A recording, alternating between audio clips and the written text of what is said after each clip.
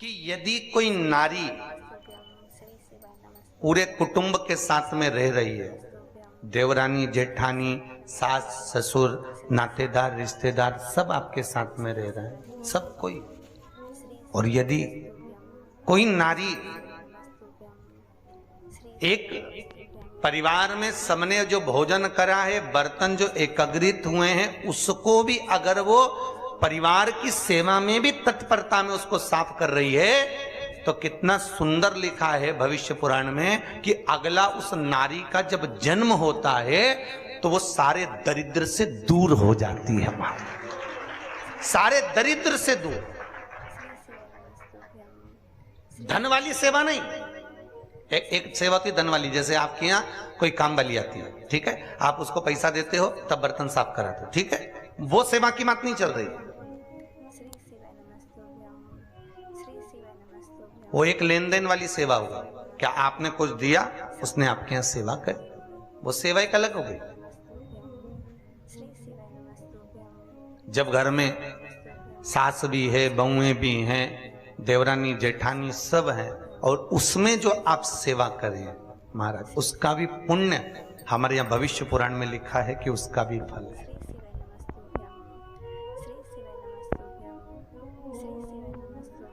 84 लाख योनियां मनुष्य को काटना है। कितनी योनियां? 84 लाख। गरुड़ पुराण में स्पष्ट किया गया चौथे अंश में कि 84 लाख योनियों में से 20 लाख योनि तो ये वृक्षों की होती है। काय की योनि है? ये पेड़, ये वृक्ष। 20 लाख योनि पेड़ों की ये वृक्ष।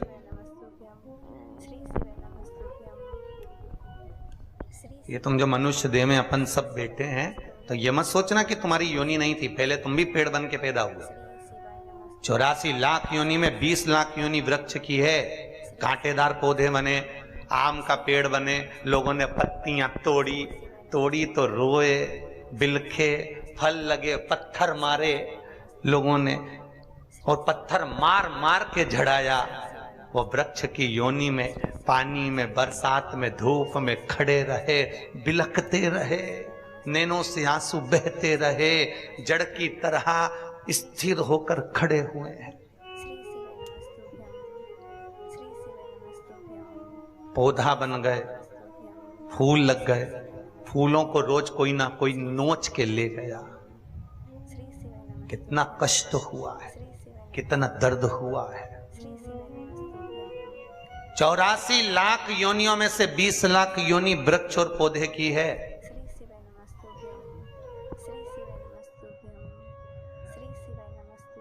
बीस लाख योनि जलचर की है। पानी में जो कई जम जाती है, कई, उस कई में जो कीड़े पड़ जाते हैं उसकी योनि। 20 लाख अलग अलग वैरायटी के कीड़े बने। कोई नहाने आया, पांव रखाया, मां मर गए। कोई कपड़े धोया, मां मर गए। कोई ने झाड़ू लगाई, फिनाइल डाला, वहां मर गए। 20 लाख योनि इसकी है। तुम अपन सोचें कि बताओ ऐसी भी योनि होती है? 84 लाख योनियां काटते काटते काटते काटते तब जाकर ये मनुष्य की देह मिली है। तब मिली, आखिरी में मनुष्य का शरीर प्राप्त हुआ। और 84 लाख योनियां काटने पर जो मानव की देह मिली, वो केवल दो ही कारण है। एक, भगवान का भजन करो, और दूसरा, कर्म का भोग भोगो। जो पूर्व में करके आए हो उसको भोग लीजिए महाराज। भोग।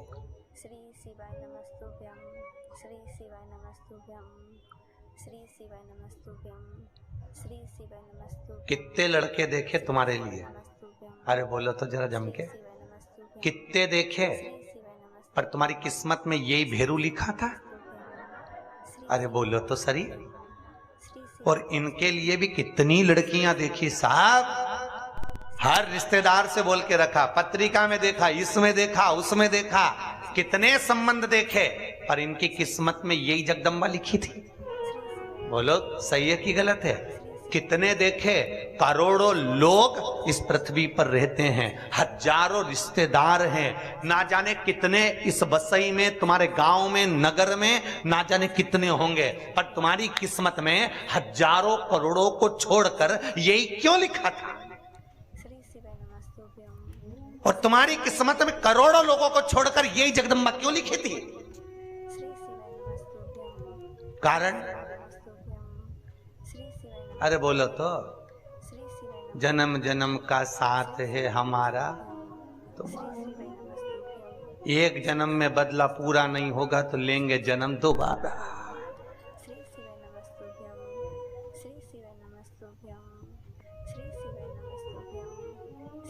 ये जो अपशब्द कहते हैं, ताने देते हैं, कई पति आपको कुछ कह देता है, कहीं पत्नी आपको कुछ कह देती है, ताने देते हैं, उसका केवल एक कारण है कि जो पूर्व में संग हुआ है, कहीं आपने इनका कुछ बिगाड़ा, कहीं इन्होंने आपका कुछ बिगाड़ा, तो आज भोग।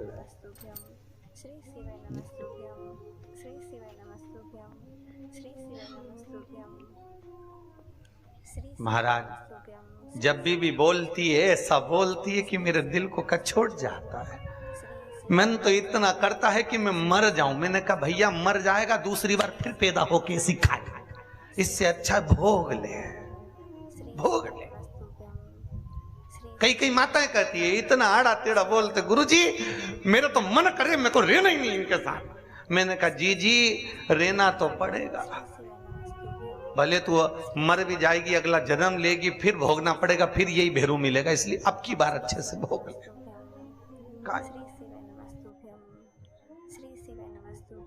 संबंध है, क्यों रोए? मनुष्य का शरीर मिला है, जीवन मिला है, मानव की देह मिली है, और ये शरीर, ये देह भगवत भजन के लिए और भोगने के लिए मिली है। इसलिए फिर निवेदन करूंगा, मत बुरे कर्म कर बंदे वरना पछताएगा, भगवान की आंखों से तू बच नहीं, तू बच नहीं। एक दुकान पर सामान खरीदने जाओ तो लिखा होता है कैमरे की निगाह में हो। भगवान कहते हैं मैंने जब तुझे मां के गर्भ में भेजा था, उस दिन से लेकर तू मरेगा तब तक मेरी निगाह में रहेगा, तब तक तू मेरी निगाह में। कितना भजन कर रहा है, कितना स्मरण कर रहा है, कितना कीर्तन कर रहा है, कितनी श्वासें तूने भजन में लगाई है और कितनी श्वासें तूने भोग और विलास में लगाई है, ये उसको ज्ञात है।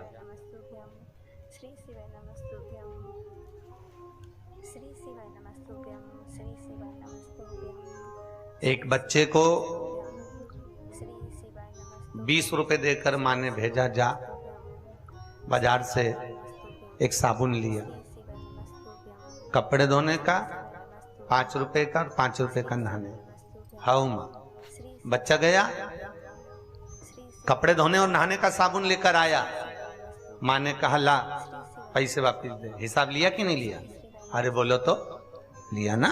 अपने बच्चों से 10 रुपए का हिसाब ले सकते हैं तो ध्यान रखना, वो भी जगत का बाप है, तुम्हारे जाते से ही एक एक श्वास का हिसाब लेगा कि कहाँ गवा दी है, कहाँ गवाई, बचपन कहाँ गया, जवानी कहाँ गई, अधेड़ी कहाँ गई, बुढ़ापा कहाँ गया, किस जगह पर इन श्वासों को गवाया है आप, किस जगह पर?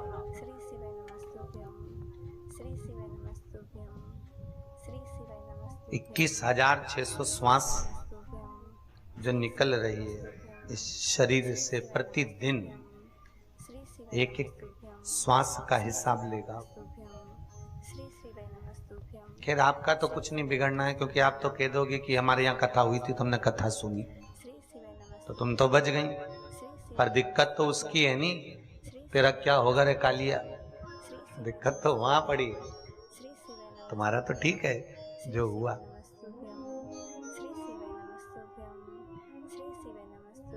इसलिए निवेदन है, मुख में हो राम नाम, राम सेवा हाथ में, तू अकेला नाही प्यारे, राम तेरे साथ में।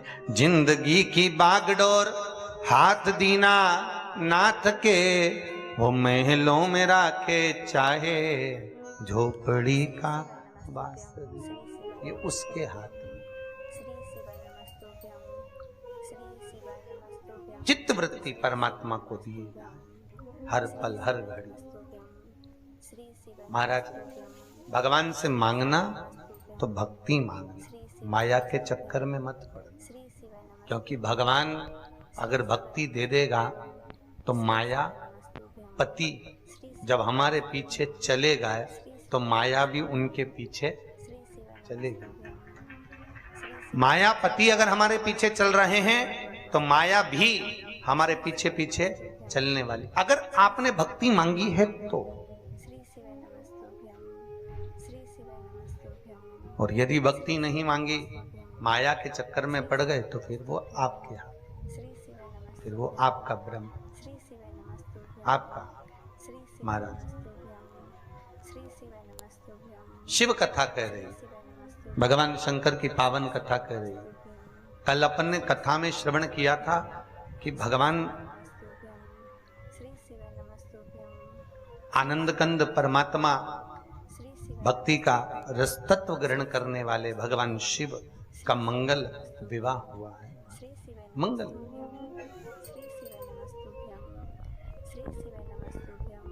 और मंगल विवाह की ओर जब अग्रण्य हुए,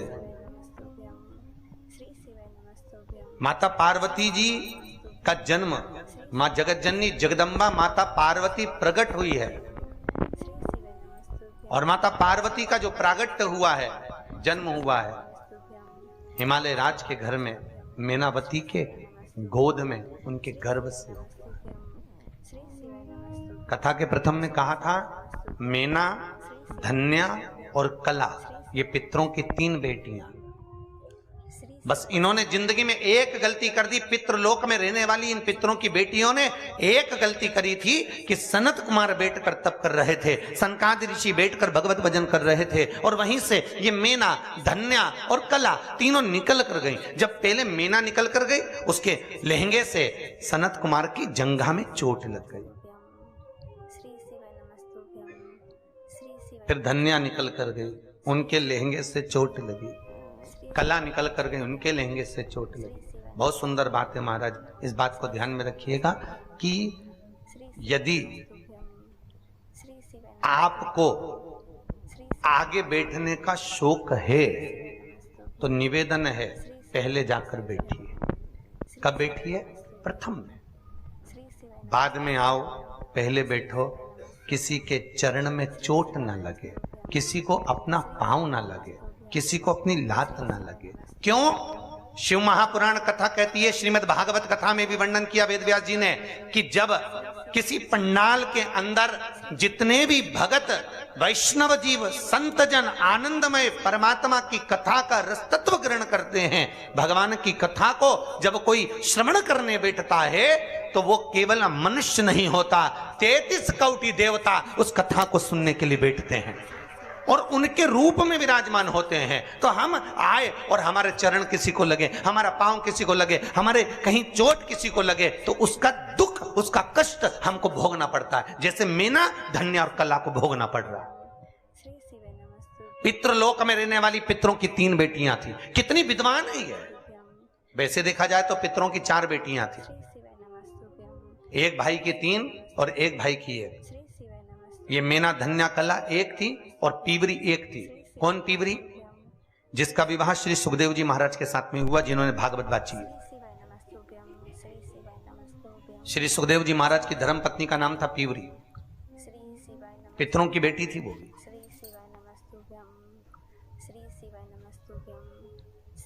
तो मैना निकल कर गई, फिर धन्या निकल कर गई, फिर कला निकल कर गई। उनके चरण की चोट, उनके चरण का प्रहार, उनके लहंगे का, वस्त्र का चोट सनत कुमार की जंघा पर लग गया।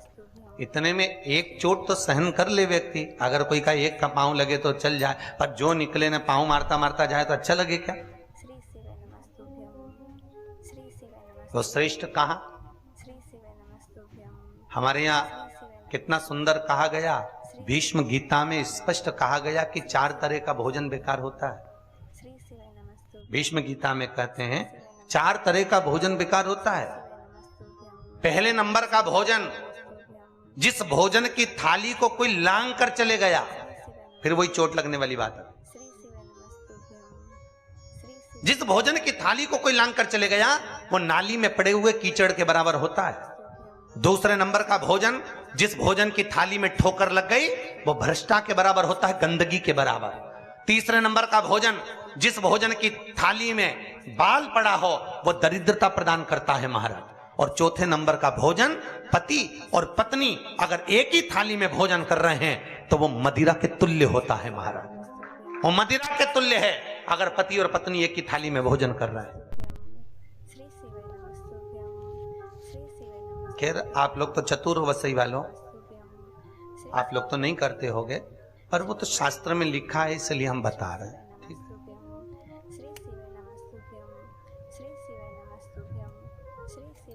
आप सब तो विद्वान हो, आपसे तो ये गलती नहीं होती होगी, फिर भी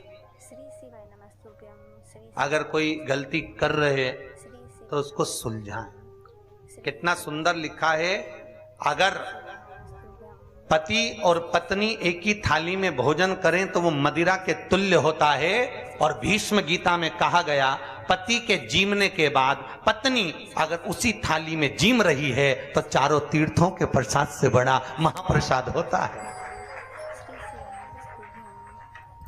और भी सुन लो, भीष्म गीता एक और शब्द कहती है, अगर बेटी कुंवारी है, बेटी का विवाह नहीं हुआ, बेटी अगर कुंवारी है और अपने पिता के साथ में बैठकर यदि वो भोजन करती है तो उस बाप की कभी अकाल मौत नहीं होती, क्योंकि बेटी काल का हरण करती है। गौ माता, बेटी और ब्राह्मण, ये 3 काल का हरण करने वाले होते हैं। कौन कौन? जम के बोलिए जरा। गौ माता, बेटी और ब्राह्मण, ये काल का हरण करने वाले। इनको देने से कभी नहीं घबराना। बहन बेटी आए तो उसको तुरंत कुछ ना कुछ दे दो, उसको देने से घबराना नहीं। बहन बेटियों को देने से कभी नहीं घबराना चाहिए, उससे घटता नहीं है, बढ़ता। और करे क्या, जब जब बहन बेटी आती है ना तो भाभियों का मुंह भगोना हो जाता है। 4 दिन के लिए बहन बेटी आई, उतनी देर में तो भाभी का मुंह भगोना, कब जाएगी।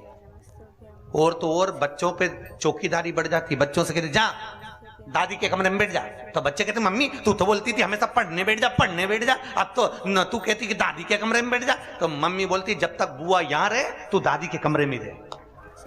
तो मम्मी दादी के कमरे में क्यों? दादी को देखते रहे बुआ को क्या दे रही है, देखते। अब बच्चा दादी के कमरे में जाकर बैठ गया। अब दादी के कमरे में बैठा तो दादी ने भी उसको कहा जा पढ़ने बैठ, कि नहीं बैठूंगा। अरे पढ़ने क्यों नहीं बैठता? नहीं बैठूंगा। बुलाऊं तेरी मम्मी को? बुला लो। उन्हीं ने कहा जब तक बुआ रहे जब तक यहीं रहे।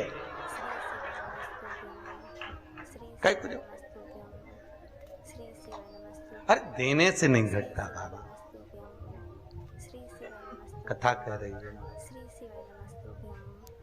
शास्त्र वर्णन कर रहा है, बहन बेटी को देने से घटता नहीं बढ़ता है, गौ माता को देने से घटता नहीं बढ़ता है, संत ब्राह्मण को देने से घटता नहीं बढ़ता है। पर इन तीनों के आने से लोगों का मुंह फूल जाता है। गाय आई तो डंडा लेके खड़ी हो गई, बताओ अब भी तो रोटी दी थी फिर आ गई। बहन बेटी आई तो मुंह फूल गया, कोई ब्राह्मण तुम्हारे यहाँ गया तो मुंह फूल गया, बताओ पंडित जी फिर आ गए, मतलब दक्षिणा देना पड़ा, अभी तो दी थी 15 दिन पहले फिर देना पड़ा। अरे ब्राह्मण गाय और बेटी काल का हरण कर लेती, काल को जीत रहे। तुम्हारा काल हरने के लिए आए।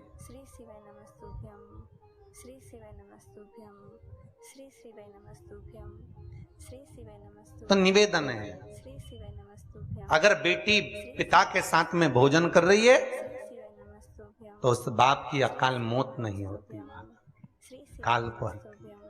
और माताओं से निवेदन है आपका नियम है कि आप अपने पति के साथ ही भोजन करती हो, तो हम आपका नियम नहीं तोड़ेंगे, क्योंकि आप शादी से नियम लेके बैठी थी। पहली बार जब उसने टेबल पे तुमको गुलाब जामुन खवाई, तुमने उसको खवाई, उसी दिन से भ्रष्ट बाड़ा जो चालू हुआ था। तो हमारा तो केवल इतना सा निवेदन है, कथा के माध्यम से अगर थोड़ा सा सुधरना है तो सुधर जाओ, नहीं सुधरो तो सिधर जाओ, पर सुधरो, थोड़ा सा सुधरो। तुम्हारा एक साथ भोजन करने का नियम है, खूब प्रेम से करो, पर निवेदन इतना सा है, थाली 2 लगाओ। कितनी लगाओ? 2। एक आपकी, एक उनकी, दोनों बैठ के पाओ, पर एक थाली में दोनों मत पाओ। एक थाली में दोनों नहीं, वो मदिरा के तुल्य होता है। हमने कहा जगदम्बा, शास्त्र उठाकर पढ़ ले, भीष्म गीता में लिखा हुआ है, पति पत्नी जब एक थाली में भोजन करते हैं तो उनमें प्रेम नहीं बढ़ता, पति के दिमाग में क्रोध बढ़ता है। भीष्म गीता में लिखा है। 4 दिन अगर पति पत्नी एक थाली में भोजन कर रहे हैं तो 5वें दिन या तो पत्नी का मुंह फूला दिखेगा या